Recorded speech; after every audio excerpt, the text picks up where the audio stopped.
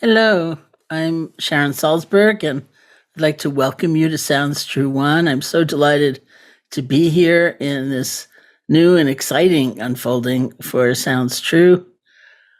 There are many things I hope we will be able to do together in our time here together.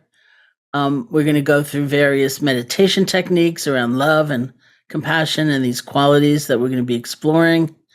And my hope is that everyone will emerge with more confidence and clarity about these techniques, should you choose to pursue them, that we get to really explore in some depth these qualities and be able to separate some of the many myths and distortions that we may be conditioned to around things like love, and that we have fun as we experiment with bringing these different qualities and characteristics into our everyday life.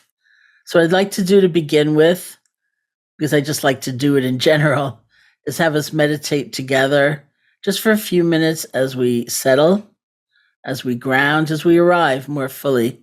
Whatever you were doing before getting here was something, and it took some energy. So, let's sort of let it go and get here more fully. So, I'll just guide you through a few minutes. You can sit comfortably, eyes open or closed, however you feel most at ease. Start just by listening to sound. You can listen to the sound of my voice or other sounds. It's a way of relaxing deep inside, allowing our experience to come and go.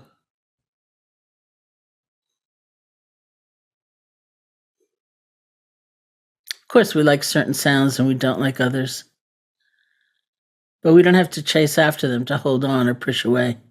Just let it come, let it go.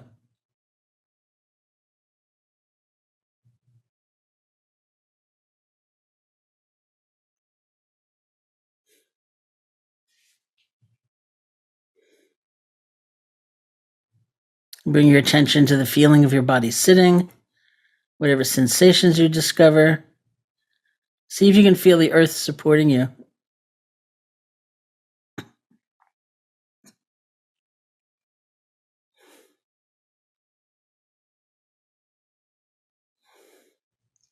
See if you can feel space touching you. Usually we think about touching space. We think about picking up a finger and like poking it in the air, but space is already touching us. It's always touching us.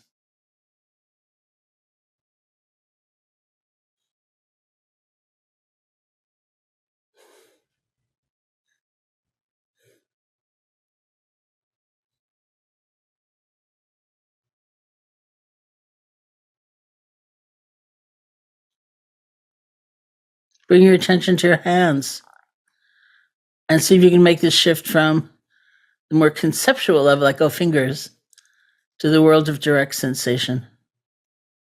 Picking up pulsing, throbbing, pressure, whatever it might be. You don't have to name these things, but feel them.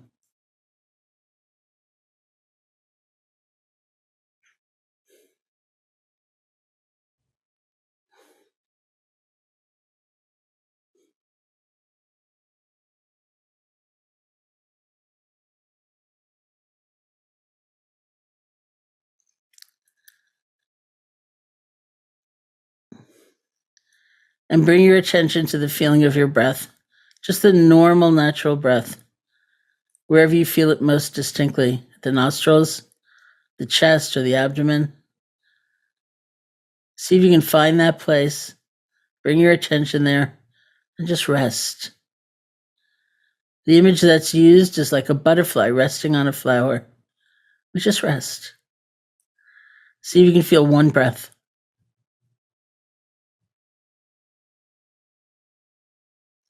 Without concern for what's already gone by, without leaning forward for even the very next breath. Just this one.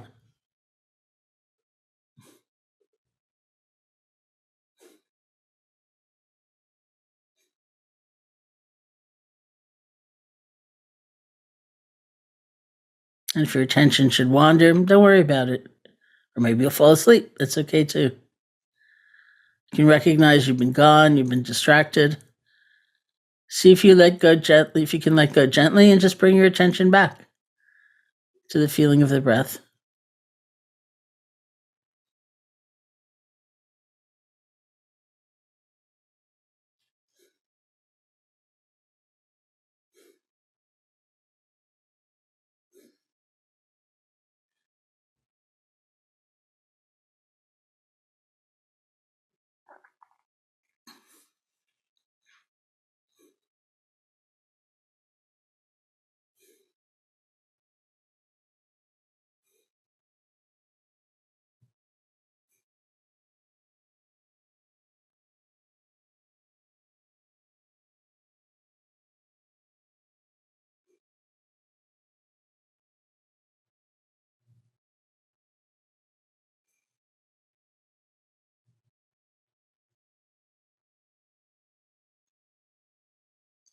And when you feel ready, you can open your eyes or lift your gaze, and we'll end the meditation.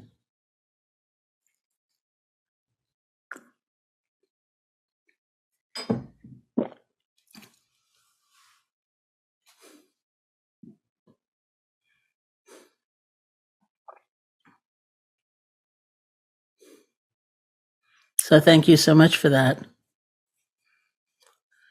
I want to talk just a little bit about the series, and then we'll begin.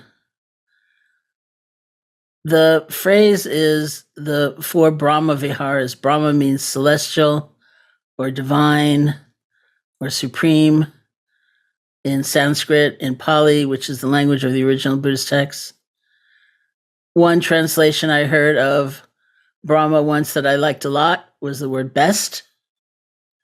Vihara means dwelling or abiding or home. So taken together, there are these four qualities that are said to form our best home. And like any home, we're not there all the time. We leave home, we travel in ordinary times. But there's a certain feeling when we get back there, ideally. Home should be the place where we feel most ourselves, most authentic, most at ease, least pretentious. We don't have to put on an act for anybody. We feel whole, we feel ourselves. We're home. So the prospect is that these four qualities form our best home. And when we get back there, we know it. The four are first loving kindness, and then compassion. Then this quality called sympathetic joy, which means joy in the happiness of others. When we witness someone having success or good fortune, rather than feeling so jealous, so envious, and so wrapped up in the voice, which does arise often in our minds, which says, ooh, I wish you had a little bit less going for you. Like, you don't have to lose everything, but if the light could just dim a bit, I'd feel better.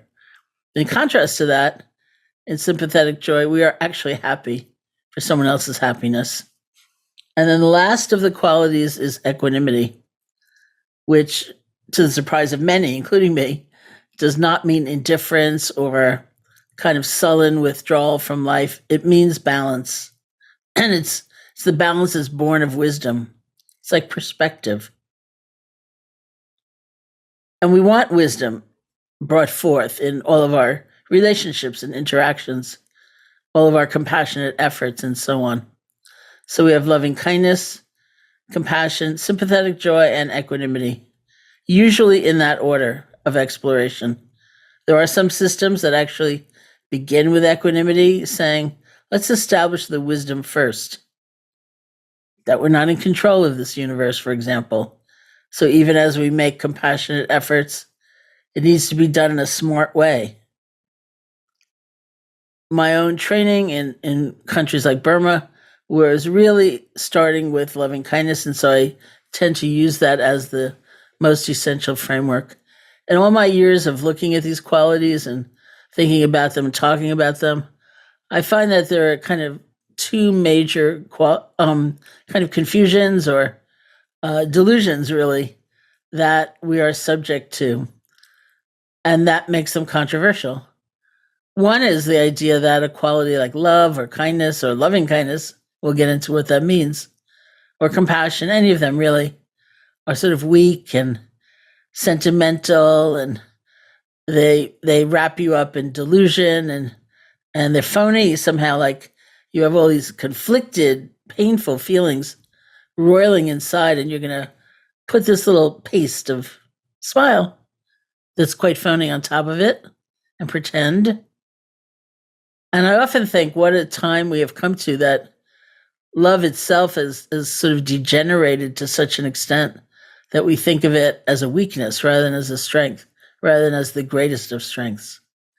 So this is an exploration, like what might love or loving kindness mean when it's not sentimental, when it's not holding illusion, when it's balanced, love for ourselves as well as for others, when it doesn't mean giving in, something like that. What does compassion mean? This is not easy. These are really very in-depth explorations. What does it mean to want so much to help somebody and realize I can't fix it? Something like that.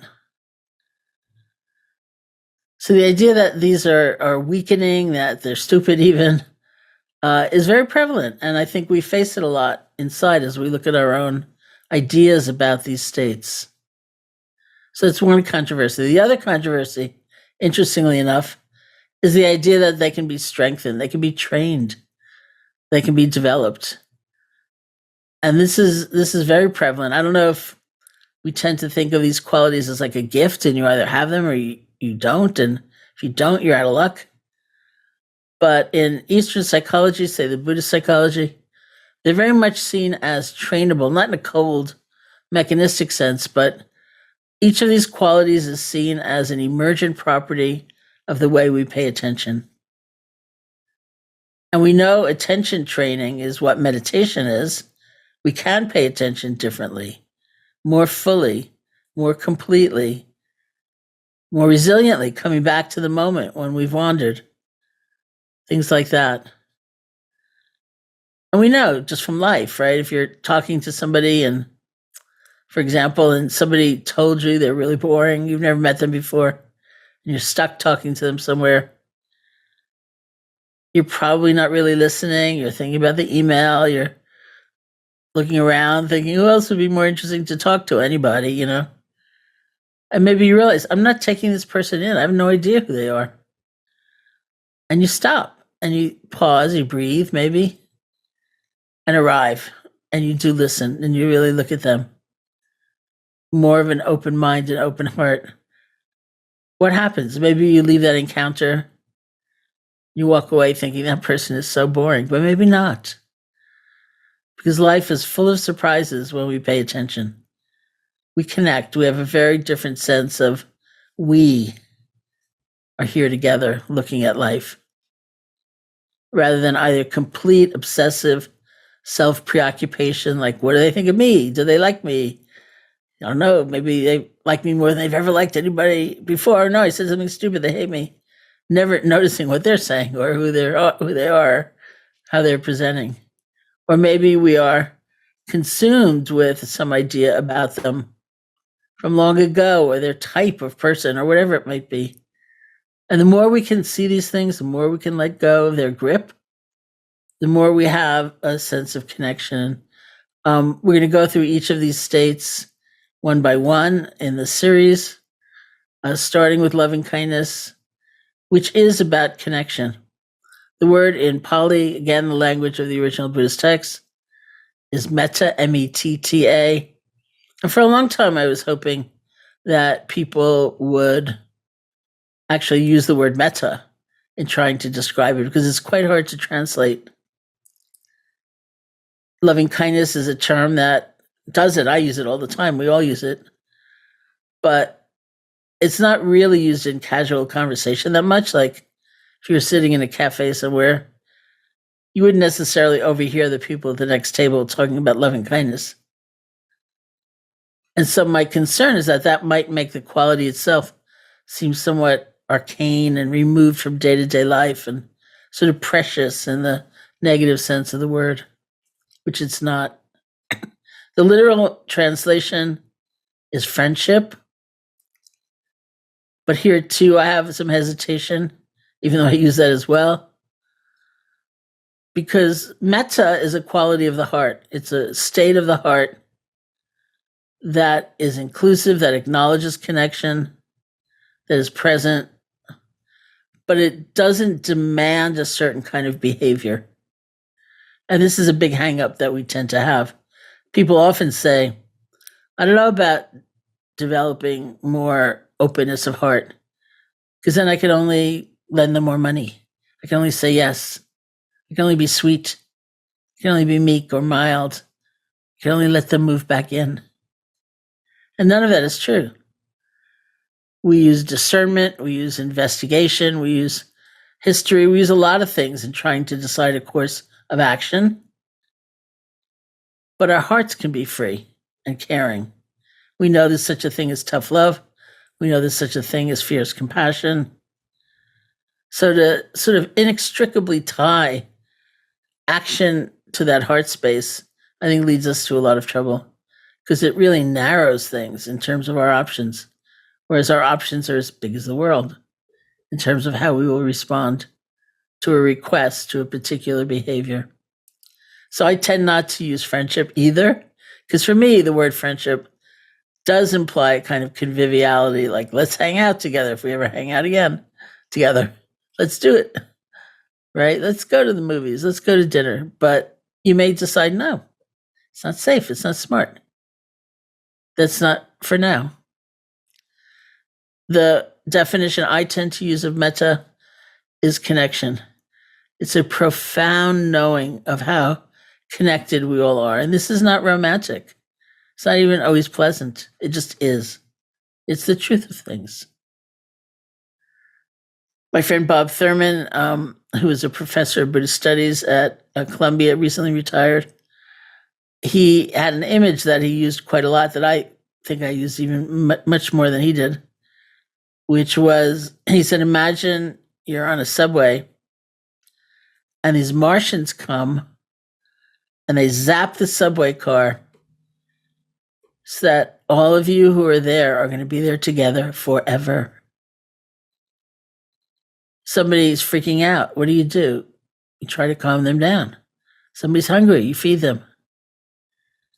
Not because you necessarily like them or because you approve of them, but because you're going to be together forever. Well, guess what? There's a kind of truth to that. We live in an interconnected universe. It's just how it is. My favorite thing these days in going into a company or an organization to teach is to ask people, how many other people need to be doing their jobs well for you to do your job well? Because it's fascinating. Depending on our own conditioning, our cultural conditioning, we might have a lot of individualism going. But what is the truth of things? It's that we live in an interdependent universe. Not that long ago, I was talking to a physician who ran a large medical practice in a hospital. So this is sort of pandemic height times. And he said to me, you know who I have an increased appreciation for is the cleaning staff. And I thought, well, yeah, I get that. Or I ask people how, if you are working outside your home, who are you depending on? We're depending on a train engineer, a road maintenance crew, car mechanic. If you're working inside the home, there's that Zoom thing, or whatever platform you may be using if you're communicating with others. Look at how dependent we are. We're like completely freaked out when it's not working. And others are counting on us in just the same way. Or even more recently, I said to this group of people, well, how many of you are eating and not only food that you're growing? We just have these links. Maybe my favorite example of that was I was riding in a car with a friend once, and we were stuck in this terrible, horrible, awful traffic and complaining about it bitterly the whole time. And at one point, she looked at me and she said, we're the traffic too. And I thought, ooh, that's right. They're probably complaining about us just as bitterly. We've got a problem, which is traffic. If we didn't have such a sense of separation and self and other and us and them, maybe we'd solve it in a better way, a more effective way. So I realized that before that moment when she said that to me, I had a certain assumption of centrality. It really is privilege. I had a certain assumption of centrality, like my road. You are an interloper in my way. Hurry up. You're in my way. But what about when that sense of center and margin drops away? It's just us dealing with the problem, which is the traffic. This is not a weakened state. The very reason that it is so powerful is because it's true.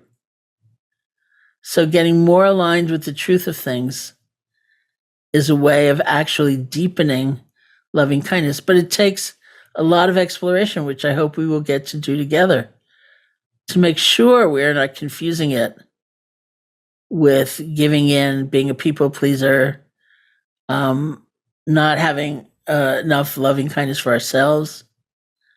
Many ways we can confuse it. Holding on, being attached, the sense of needing to be in control. The state of loving kindness is a state of generosity. It's gift giving, it's offering. We offer the sense of presence. We're paying attention differently. So for example, if you have the habit of the end of the day evaluating yourself, like how did I do today? And let's just say you are consumed with the mistakes you made and the ways you didn't show up so perfectly and how someone else didn't show up for you and the airlines or if you're traveling and whatever. Let's just say the practice of loving kindness is stretching, almost as though saying, anything else happened today? Like any good in my life? What's the good that moves through me? Or can I wish myself well? Can I have that kind of generosity? May I be safe, be happy, be peaceful, however one wants to express it. It's gift giving, it's offering, it's blessing. You think about the many beings we look right through. We discount who we really have a kind of sense of the other, not even through antipathy or bias necessarily, but indifference. So the question becomes, what happens when we look at them rather than through them? When we recognize this is a being who wants to be happy just as I want to be happy. May you be happy, may you be peaceful. So probably my favorite thing to say about loving kindness as a practice is what happens? What happens when I inject it into my world? Like people tell me things like, they see all the little boxes, little faces on Zoom and they go one by one silently. Of course, it depends on the culture of the organization, but silently go, may you be happy, and may you be happy, may you be happy, may you be happy. Then they start the meeting. That's what I mean by fun. We just experiment with all these different things. Or before, this was a big thing I did during the pandemic. I really decided that I was going to not press send on email right away. I was going to write it. And then at the end of it, I would pause, take a few breaths, or maybe I would do a little loving kindness, repeating some phrases like, may you be happy. Then I'd read it again and see if it matched my seeming supposed desire to spread more loving kindness in this world. And maybe I'd rewrite it. Often I did rewrite it in some way before I sent it, actually. It takes a lot of honesty and sheer looking. People say many times to me, and this is a very important question. In our time, they say, why should I be developing loving kindness for someone who hates me or who feels like people like me, whatever that categorization is, people like me shouldn't even exist? Race, gender, sexual preference, whatever it might be. And it's a very important question. I'll tell you how I answer it for myself, which is really in a few ways. One is I go back, they say the Buddha taught loving kindness meditation himself, and they say he taught it as the antidote to fear. So I look at these various relationships and I think, could a little less fear on my part help? And I think, yeah. So that's the experiment. Does it really work that way? And then trying to have a deep, like a bone deep understanding of what it means to wish someone well, to have that generosity of the spirit without confusing it with giving in, not fighting for what you believe is right, getting lost in strange savior mentalities, all the many, many ways we can get confused. So I'm hoping that in our time here together, with each of these qualities, because they each have this sort of shadow side, or ways we can get lost, that we'll be able to explore them, get a much clearer understanding for ourselves in differentiation of different states, be able to deepen these very states and see where that might bring us. And I think what you will find is what I found, what so many people have found that I've witnessed, which is that in the deepening of these states, we strengthen concentration and presence, stability of mind. We strengthen fearlessness. It really does happen. We feel a profound and natural sense of connection and inclusion. It's not like you give yourself a lecture or something like that, and you're trying to force yourself. It's never like that. But we're different. We see things differently. You really look at that person you've been looking through or ignoring, they're a person. You're not so lonely after all, and you're not so isolated after all. You're not so different after all. We all have a kind of longing to belong. And we actually do belong when we pay attention. So as our worldview shifts, our behavior shifts, and the consequences shift, and we find ourselves more caring and more kind of part of a natural sense of community.